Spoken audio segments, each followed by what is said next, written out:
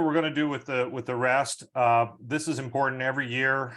We have to go through sunshine laws and conflict of interest policy. Would you call it training, Mary Helen? So she is going to give us a thorough discussion about sunshine laws and conflict of interest. Mary Helen, are you there? Yes, I'm trying to get my video to work. I keep getting a notice that my internet connection is not that good. So let's just go ahead and get started. Tammy, next slide. Basically, the Sunshine Law requires that all meetings of public collegial bodies be open to the public at all times and that reasonable notice be given. Next slide. In Florida, we both have the Sunshine Law in our Constitution as well as in our statutes. Next slide. What is a meeting subject to the Sunshine Law? And you'll hear me refer to this several times. Any gathering of 2 or more members of the same board at which cannot discuss anything where the item discussed could reasonably go back to that board for action.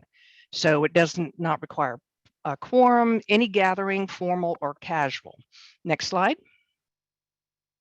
The scope of the Sunshine Law, the 3 requirements.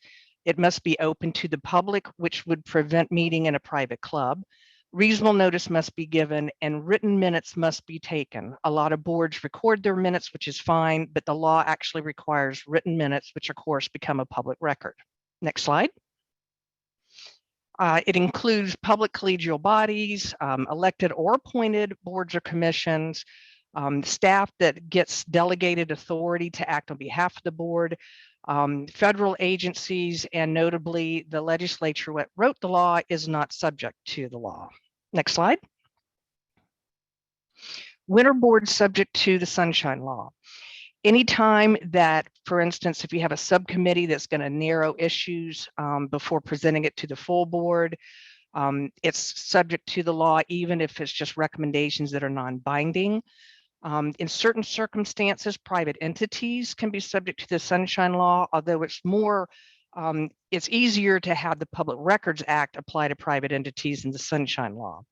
Next slide. When they're not subject to the Sunshine Law is if a subcommittee was established just to do fact-finding or gather information, that would not be subject to the Sunshine Law, but I caution just labeling something information only to get around the requirements of the law. Next slide. What else is subject to the Sunshine Law? As I mentioned before, any discussions between 2 members of the same board. It would include phone calls, letters that go back and forth. When discussions between a board member and non-board member, when the non-board member is being used as a liaison. The biggest area in the last decade is the explosion of social media. It is so easy now for people to instantaneously communicate with each other on Facebook and LinkedIn and all the other social media applications. So you need to be careful that you don't put something on your Facebook that is related to something that's going to come back to this board for action and then have another member of this board reply back or comment back. You could inadvertently violate the Sunshine Law. So just be very careful with that. Next slide. Meetings that are not exempt, investigations, meetings to discipline staff, handle personnel issues, all of those still need to be held in the Sunshine Law. Next slide. When does it begin to apply? Upon election or appointment. So be careful if the Board of County Commissioners makes an appointment to this board, a new appointee might innocently reach out to another board member for briefings on the issues that are come back to the board. So just be careful if you get a new member that they are subject to the Sunshine Law as soon as they are appointed. Next slide. Members of different boards. As I said, it's a meeting of 2 members of the same board. So there's nothing generally prohibiting a county commissioner from talking to a city council member, for instance, but there's many boards, Sports Authority, HART, many boards where you might have a city council person and a county commissioner. So then that would apply to them. They could not discuss among themselves something that's going to come back to that board for action. Next slide. Ex officio members, they are subject to the same requirements as voting members. Next slide.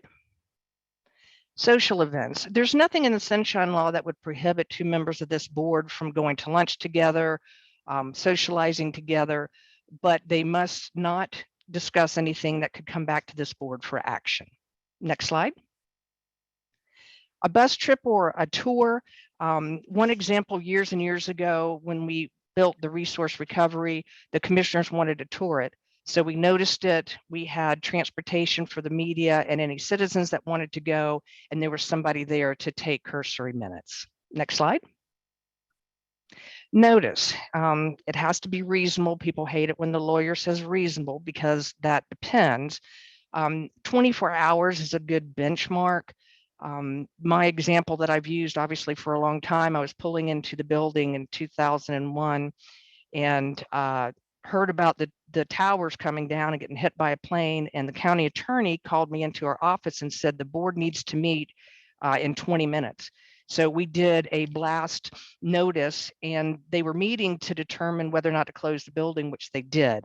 That's kind of an extreme example, but it does really depend on the circumstances. Next slide.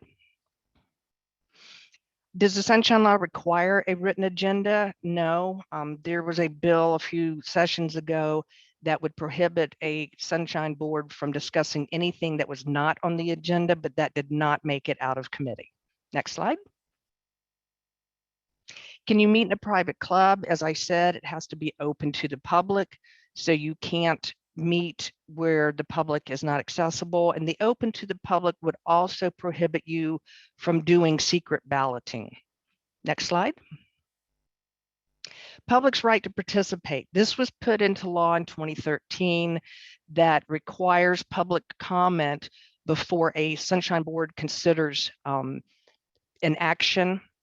And so as you do on your agenda, we have to let public comment, which is part of the most interesting part of the board day, is listening to what people have to say. Next slide. Questions with short answers. Next slide. Can you ask people to leave the room? Can you bar someone from tape recording? Can you make people show ID? Does the board have to record the meetings? Can you use secret ballots? Can you abstain absent a conflict? The answer to all of those is no. Next slide. Okay, next slide. Knowingly violating the Sunshine Law, you can get jail or a fine. There was a legislature in the Panhandle that actually got a jail sentence for violating the Sunshine Law, but it was found to be intentional. Next slide. Removal from office, that's a possibility that the governor has if there's a dire violation of the Sunshine Law. Next slide. Attorney's fees. If somebody sues and prevails on a Sunshine Law case, they can get their attorney's fees paid. Next slide. Civil liability, you can be sued for injunctive or declaratory relief. I'm not aware of any case law where someone was sued for injunctive relief, but that is in the statute. Next slide. More meetings. If you have a violation of the Sunshine Law, you can hold what we call a cure meeting, where you put everything on the record and you basically redo the decision or the vote that was made in violation of the Sunshine Law. Next slide. I'm going to briefly go over the ethics code. Just very briefly, it's in the presentation, and I'm always available if somebody has any questions on it, just to reach out to me. These ethics questions are very fact specific. Next slide. A public officer is defined as anybody holding office in any agency, including persons serving on an advisory body. Next slide. Solicitation of gifts. You cannot, basically, this is a bribery statute. You can't do any action based on the understanding, and this is a quid pro quo, that you're going to receive a benefit based on the actions that you do for somebody. Next slide. This places a burden on the public official to exercise reasonable care if somebody wants to give you a gift or have you take a certain action to just to be careful that it does not violate this provision. Next slide. Doing business with your agency, basically you can't act as a purchasing agent for your agency from a company that you own. For instance, a travel company, and you use your own company to arrange travel for the board members. Next slide. Unauthorized compensation is kind of like the bribery law, but this does not require the showing of a meeting of the minds between the two. It's just that you should know if somebody in our purchasing department is going to do an RFP to buy computers, and somebody from Hewlett Packard comes in and gives somebody a free computer. There's no meeting of the minds, but he should know that that's given to influence his action. Next slide. Misuse of public position. This is where a public official corruptly uses their office for a benefit to themselves or somebody else. And that corruptly means wrongful intent. Next slide. Conflicting employment or contractual relationships. CareerSource has a very, very efficient and robust process of allowing people to leave the meeting if there's a conflict. So that's what this statute does. You can't have a business relationship or a contractual relationship with somebody that's doing business with CareerSource. Next slide. This is just a proviso that it's a narrow exception to the rule. Next slide. Disclosure of certain information. If you learn some information due to your work on the board that's not known publicly, you cannot use that to benefit yourself. Next slide. Then for personal gain, one example that came up years ago is the county was planning on building a road through some property, and a person on staff knew that was going and went and bought the property that's going to abut that road. And that was a problem. Next slide. Voting conflicts of interest. You cannot vote on anything that would inure to your special private financial gain or loss, that of an immediate family member, or that of your business associate or company. Next slide. That's all, folks. I feel like I kind of ran through that quickly, but I just wanted to appreciate the time that we have here today. So if there's, does anybody have any questions for me?